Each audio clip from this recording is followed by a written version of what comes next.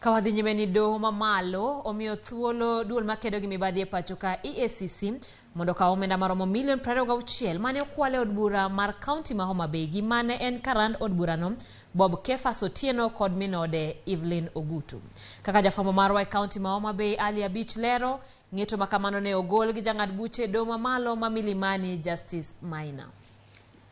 Duol ma ochune kedo gi mibadhi e pacho ka ne odhi e doho mondo migi thuolo mar kawo omenda maromo milion 26 mane okwal gi Karan machon mar od bura ma Homa Bay Bob Kephas Otieno kod minode Evelyn Ogutu. EACC ne onyiso doho ni Karan mar od bura mar Homa Bay machon no ne otiyo marach gi mbii mare mar apisi ma ochulo kambi mar minode Evelyn Ogutu omenda maromo milion 26 e tich mane ok otim. Director mar EACC e bade ma milambo ma Nyanza Enoch Otiko wacho ni duolno ne otimo nonro margi higa mar 2018 kendo yudo ni Bob Kephas Otieno kod minode ne okawo omenda makamano e tok chik, gino mane omiyo gidhi e doho mondo migi thuolo mar duoko omenda no. The commission got a judgment in favor of the commission where one Bob Kephas Otieno, who was a former clerk of Homa Bay County Assembly, together with his wife Evelyn Ogutu,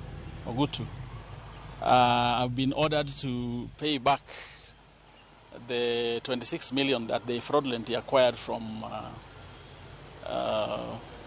the County Assembly of Homa Bay, and let the same be referred back to the state for the use for public interest.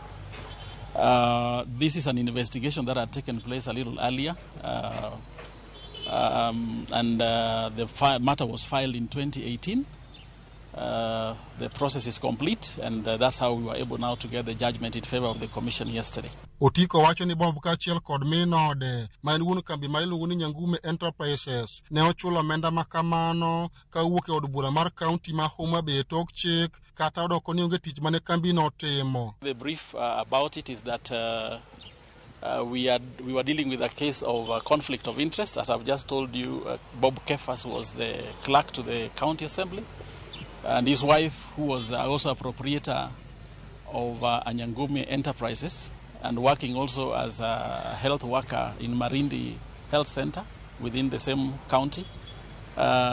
This entity, the business entity they had, was getting money from the same county assembly where the accounting officer is the husband, Bob Kephas. And this very firm had not even been pre-qualified to offer services to the county assembly. Now, when these monies were traced into the account of these Nyanguma Enterprises, the signatory of whom was the wife herself, we were still able to see that part of the funds were still getting out of that same account to Bob Kephas, who was the person authorized to transact on behalf of the county assembly. So that's how the conflict of interest came about. Kata odoko ni doho osechiwo ne EACC thuolo mar duoko omenda makamano, oko ni pod gidhi nyime gi luwo wach mibadhi no. Much as we've done the recovery, there is also still a criminal matter which is going on the same fraudulent acquisition. We are normally two-pronged. We go for the crime, at the same time we go for the proceed.